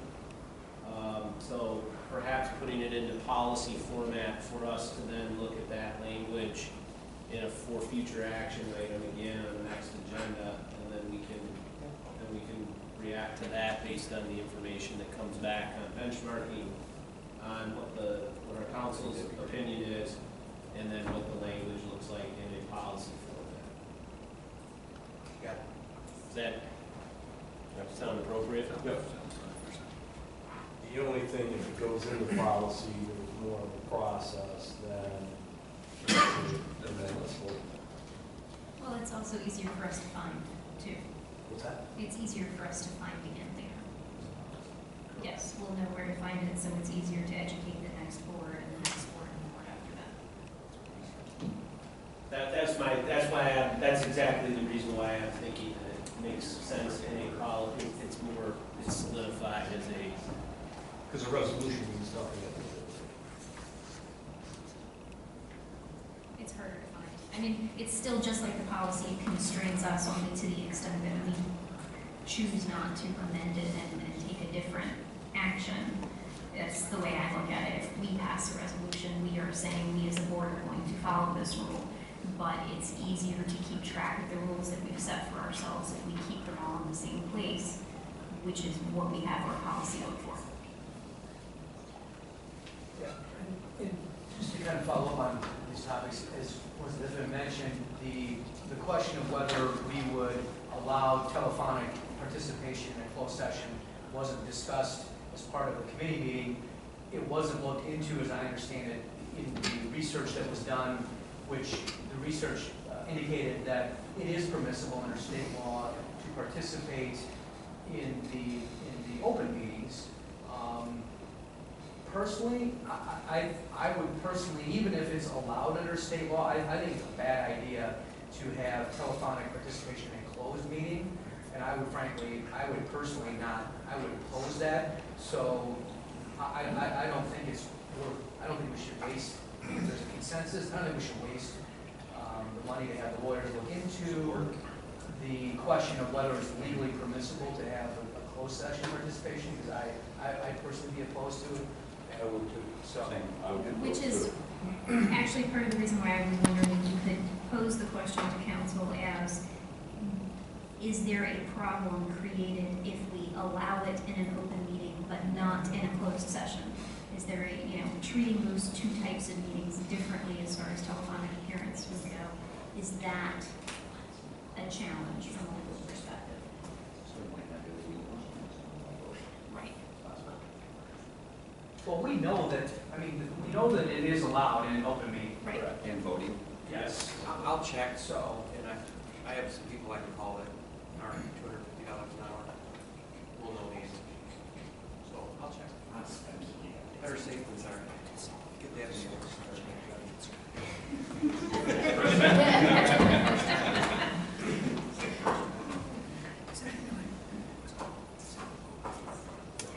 Okay.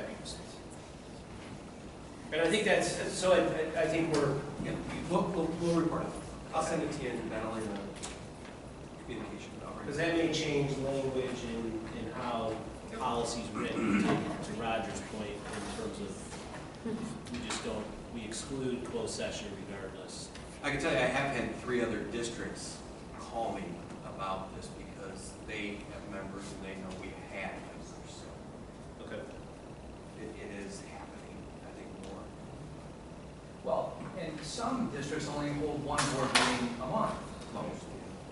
Many of them. So, obviously, we meet per month, most months, and so having that flexibility, enables some participation that might otherwise not be able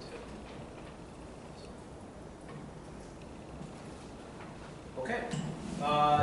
Item D, hiring a special ed teacher at BHS. D falls right back in line with, what was it, B? Yeah, B. Fill Lisa Johnson's position, we're recommending, or will be recommending in a couple weeks, to bring back Mr. Dupay. If you recall, Mr. Dupay was with us previously and transitioned back to his hometown, but is interested in coming back. We welcome him with open arms. He's a very valued member. He was a big push or a big piece of the pie in terms of Team Unify as we started that program along with Mr. Thompson and some of Lisa Johnson, Jody Reniker, some of our other teachers. He would take Lisa's position. So that's a win-win for us. And that's one of those, it's one of those positions, it's kind of crazy. Dr. Gistinger and I were talking about this on the way to the meeting. It's getting hard to find teachers presently in specific positions like this, or upper level math or special ed.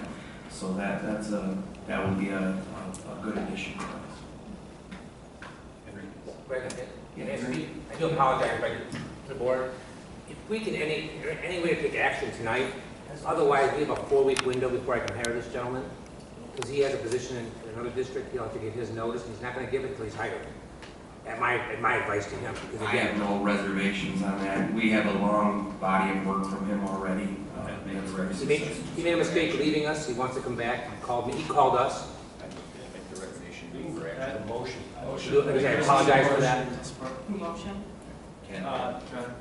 Mr. Conley, supported by Mr. Stahl. Yeah, sure. The problem with that is for Mrs. Johnson, because she has not come back to this guy. We usually have 10 to 12 returns. Always needs. So we have a motion. We have a motion on the table. Do we have any discussion for the hiring of Mr. Dupay? Procedurally, is it the first motion to move it from 4 action to action, or for future action to 4 action, and then the second motion then to, right? That's accurate. So we need a second. So we've moved it. So the motion, and so all those in favor of moving the for future action, this item from for future action to 4 action, all those in favor signify by aye. Aye. Passes. Any nays? Passes 7-0. So now we have a motion to approve in 4 action the hiring of Mr. Dupay as a special ed teacher at BHS. So moved by Mr. Myers, supported by Dr. Chesney. Any discussion? Okay. All those in favor signify by aye. Aye. Any nays? Passes 7-0. Thank you, Mr. Vecchione. Thank you. I apologize for the short notice. No, that's.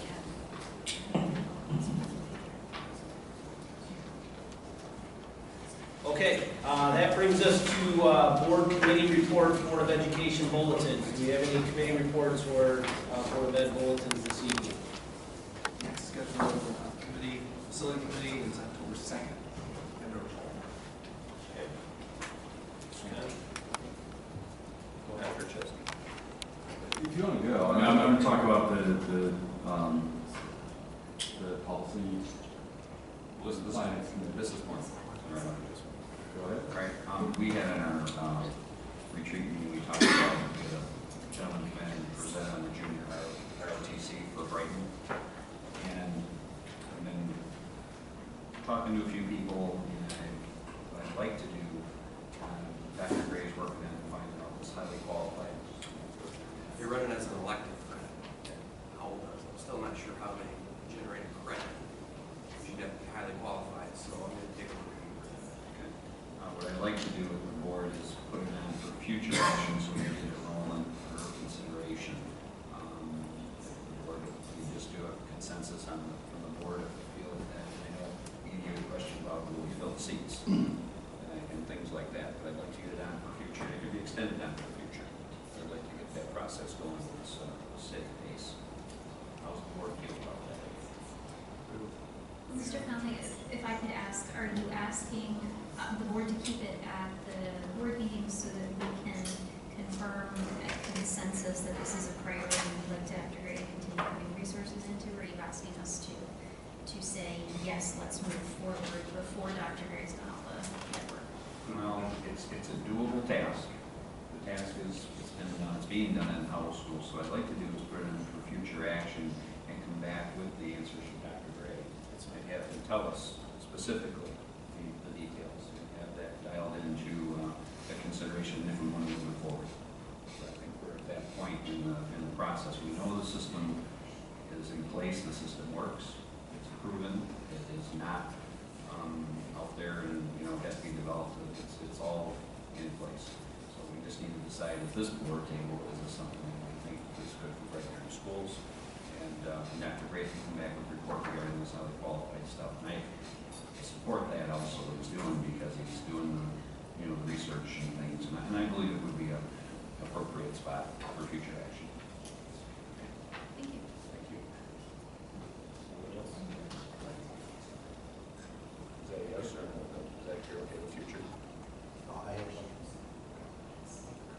I think there's still more work to be done. I think there's a lot more work to be done. But if the board feels that this is something that should move before action, for future action, excuse me, then that's certainly, there seems to be a consensus on that, so.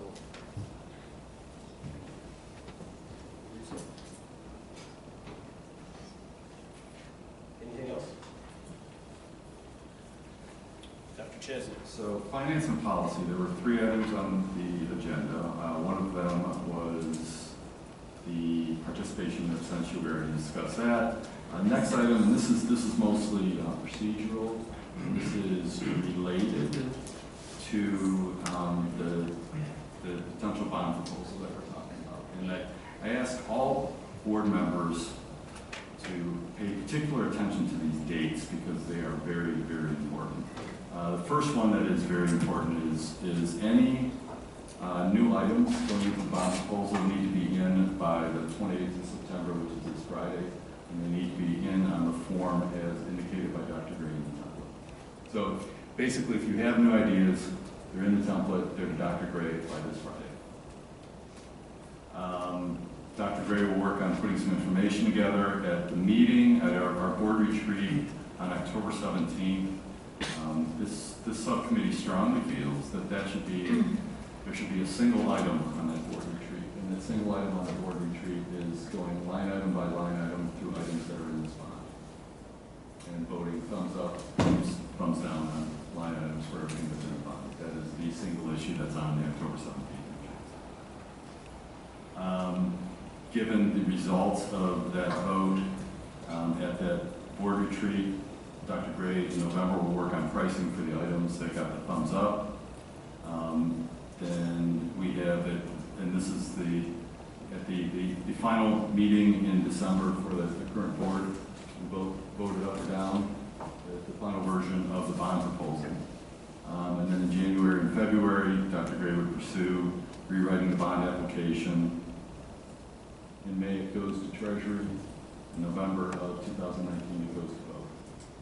So the things to think about right now, the dates that are the most important is have all issues to Dr. Gray by the 20th of September in the template for any additional items that you have to the bond proposal, and that the strong suggestion is the single item on the agenda for the October 17th board retreat is going through line item by line item.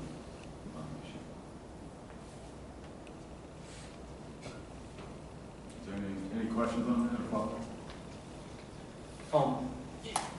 Instead of us taking the entire time of the retreat, because I know there's other things that need to be addressed that we didn't get addressed at the last retreat we met, could we have people take the bond application and possibly highlight or put their name by it or something, topics they may want to discuss? Because if half of the items there's no discussion, why bother to spend the time in talking?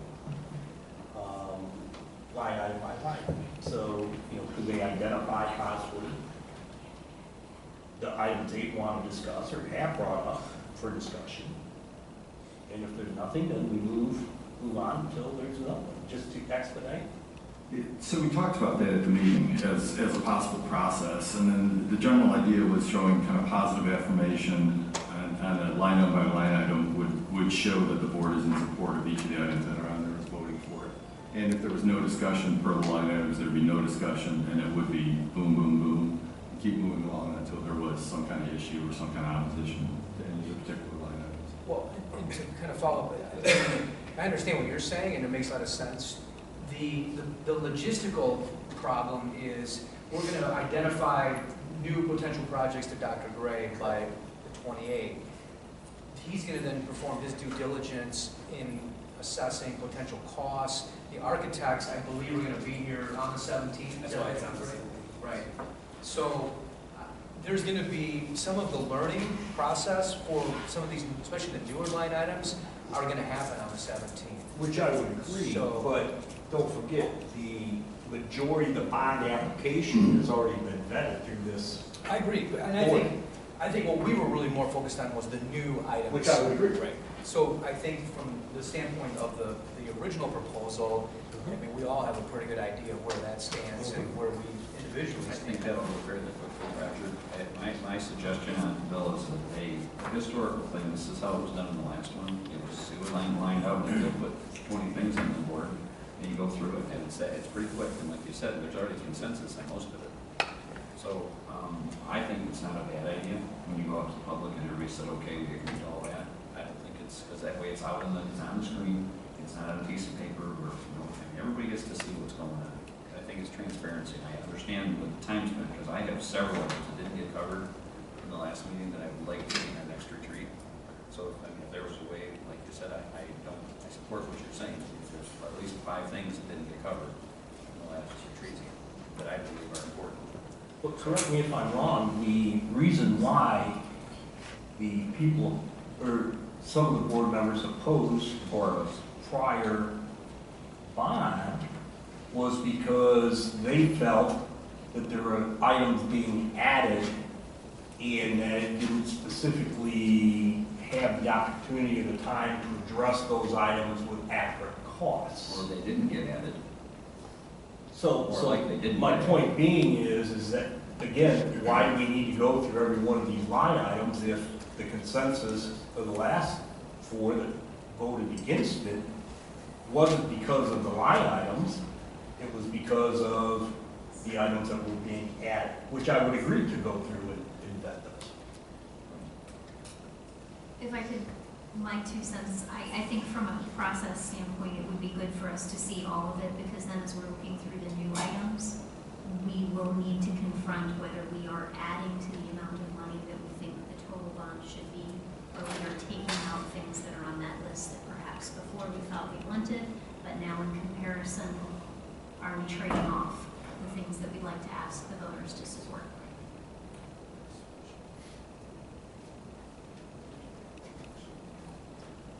So how about this?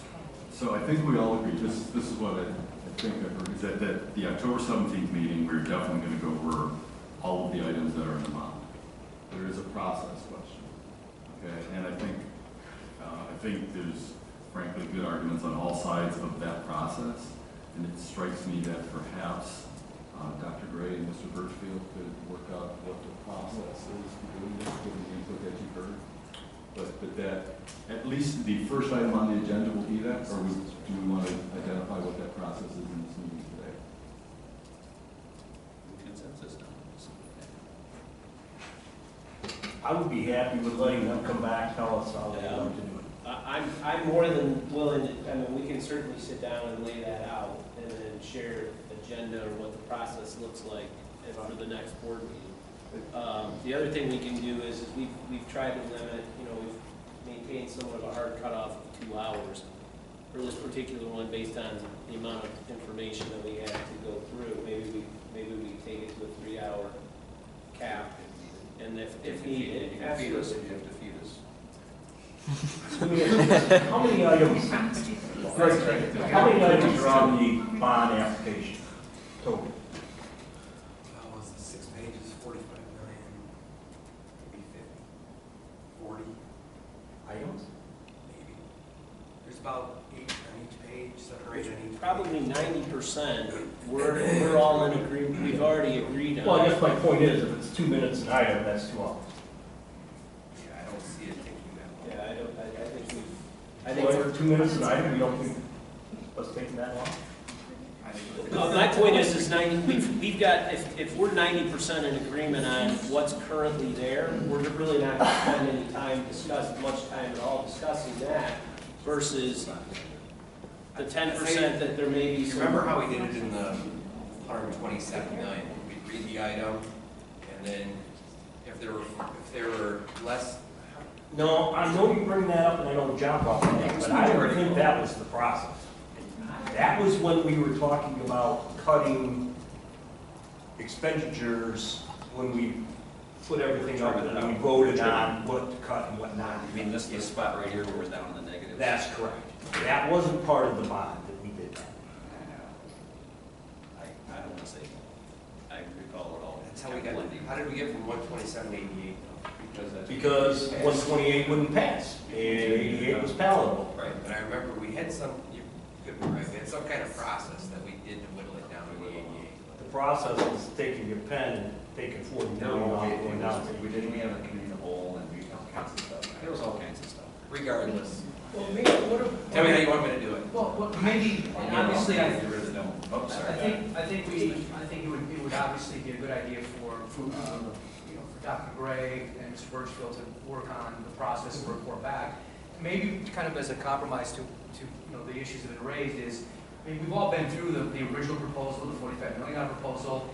Maybe what we do is we set another, I don't know if this Friday's too soon, but maybe the following Friday, to send to Dr. Gray any particular line item that you want to have discussed, that you either have an issue with, of that original $45 million. Because that way we can isolate, if nobody sends an email to him regarding it, then we don't need to talk about those 30 items. If there's unanimity, and then we can skip that. If one person identifies one of the line items, then we're going to talk about it at that retreat. And then we focus on then whatever issues may exist in the original proposal and spend the majority of our time discussing the new items. I think that's a great idea, and is it, Dr. Gray or Star, can you send an email in the next day or two? So I'm looking at this. Summarizing that to us as a board? How about I send it by Friday communication as a process, just like I did for the 28th? Or do you want to? I think send it separate, because otherwise you might get mixed. Okay. So just to read back, what I'm hearing you say is tomorrow, send what we think we heard as a conclusion of this discussion, and then the parameters or timeframes of which you're supposed to get back to me with a specific one. So the following Friday, so that would be October 5th, October 5th. we need to have as a board feedback back into you on items as a bond, in the bond that we want to discuss. In the original. In the original proposal, not the new items. So the new items we will address By Friday. This Friday, and those will be discussed at the 17th workshop. Items that in the original proposed, if anybody wants to discuss any one of those items, send them to you by the 5th. I can throw one out right now. I mean, I don't want to change ceiling tiles with a bond. I think it's ridiculous. I don't want to paint. I don't want to do carpet. We know, Okay, but that's- we've got that, Let's noted, just let 'em but that's the kind of, so that's, if there's an item that you want discussed, the original proposed should go to Dr. Gray by October 5th, and then that'll go on to the agenda for the 17th to discuss. I should say what to do in order to get the bond to pass. Let's get rid of all the garbage and then people vote. So if you can send an email tomorrow summarizing that, that will get everybody. Does that make sense? I have one other thing that I'd like to make sure we have covered at the discussion on the 17th, to make sure that we are dealing in known information. Have we checked to make sure that there's no change in the financing that's available to us? We don't know what we'll get until we go there. I understand, but is there any indication at this point that we are looking at a dramatically different situation than what we saw the last time we talked about that? We'll adjust with the architects anyways. Okay. We'd have to in the bond application, it goes to Treasury anyway. Sure. Yeah. The only thing I can see is, depending on the price of oil, parking lot, the Scranton parking lot, another parking lot, that seems to fluctuate depending on what the market's doing in that. And we don't have a ton of lumber. That one typically can fluctuate pretty significantly. HVAC, I think, will hold fairly steady. So those are probably the biggest parts of the bond. Anything that has shifted in the municipal bond market that might make the financing more expensive? Actually, the size of our bond is pretty bright for a competitive sale, and I think that's going to drive down our interest rates. That's great. Thank you. Good answer. Yeah, 89 million was too big, because, basically, if it's too big, not a lot of banks can bid on it, so how competitive is it really? But 45 is pretty palatable. Dr. Gessner, what grade are you expecting right now when this goes up? Right now, we have a triple A minus. We just wrapped up our next fiscal year here, And so the bonding agencies will start in probably the next month or so contacting me to give us a new rating, but we're, in the A range, so we're in good shape. All right. I think we got a plan to start. All right, anything else? The last thing in the committee was just talking about enrollment numbers, and they were also coincidentally on page 13 of the audit report that came in. So I don't know that that needs any other discussion besides our numbers have gone up from, we're at 60-60, right? Is that correct? Am I remembering the numbers correct? Approximately. But overall, Next Wednesday, Sports Wednesday. Overall, though, with the shared services, they're higher than the district. Right, 60-60 in district and shared services was an additional 2,200. Takes us over 8,000. That's a good number. Exception. It's a charts exception. And that is it from the Policy and Finance Committee. Okay. Anybody else? Two quick items. Number one, board workshop, I mentioned a minute ago, but just to reiterate, our next board workshop will be October 17th, which is a Wednesday night, and that will be at 6 p.m. So please put a calendar hold on your, we'll see. That ain't gonna happen this time. You're not holding me up. Is that 12? What's that? Sorry, we get the same reason. Yes. You're gonna feed us, right, on this one? For October 17th? Yes. Yes. We're going 3 hours. Yes. 3 hour line. 5 to 8. 3 hours, yes. Okay, we're going 6. Okay. You said 6. When is the ESPN? Is that 18-19, October 18-19. Okay, so. So we can come on the time, Andy, she's thinking 5 to 8. 6 to 9. 6 to 9. Oh, do you want to do 6 to 9? Yeah, I would. please. Yes. Getting here by 5 is Yeah. realistic. Yeah, please. And what time is the ESPN thing? Is it all Well, day? it's all day on 18 and 19. The PEP assembly will be third hour on the 19th. Third hour would be 7:25, 8:25, 9:25, so it would be 9:25 to 10:25. Okay, that's what date is that? 19th is the PEP assembly. Arnell or Henry, 19th, right, PEP assembly? The ESPN? 19th is the PEP Yeah, assembly. it's October It's the 19th. week, there's a 1 week between that and homecoming. It's October 19th. Yeah. So the 7th, so that's a Friday. The 18th, they'll be doing focus groups, speaking with students, working with our administration.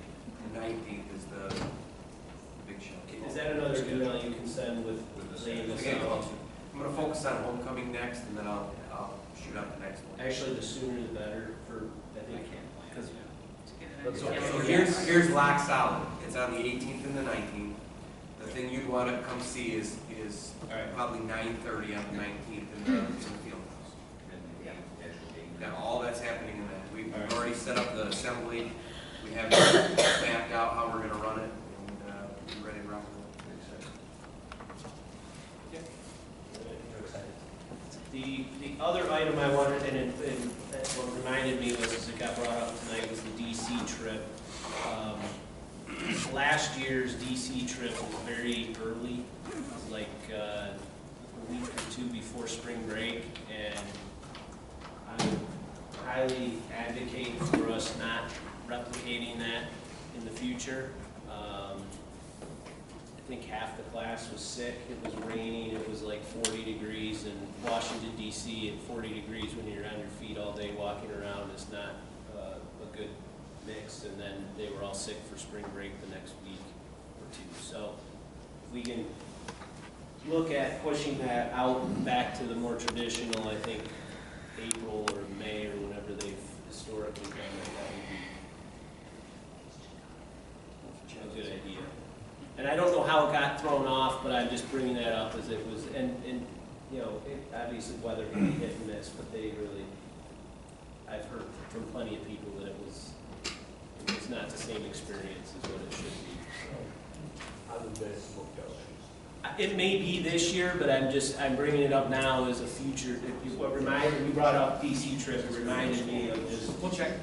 Yes, this is the 8th grade, this is the not close. No, it's not close up. Close-up's more towards the end, because it ties into the AP portion. It's good stuff.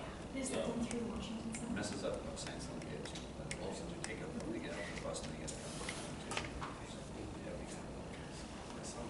All right, this brings us to second call to the public. If anyone wishes to address the board this evening in second call, please step to the podium. We request the same rules apply.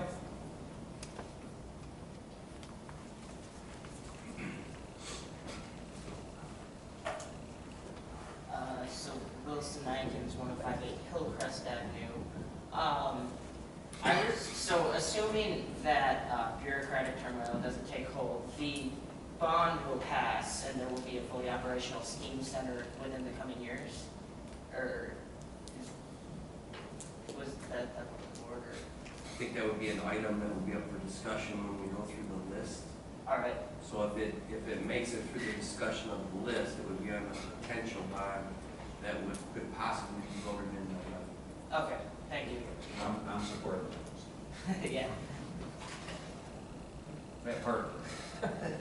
Careful, careful. We got the minutes. Be careful. Anyone else wish to address the board this evening, second call? Okay.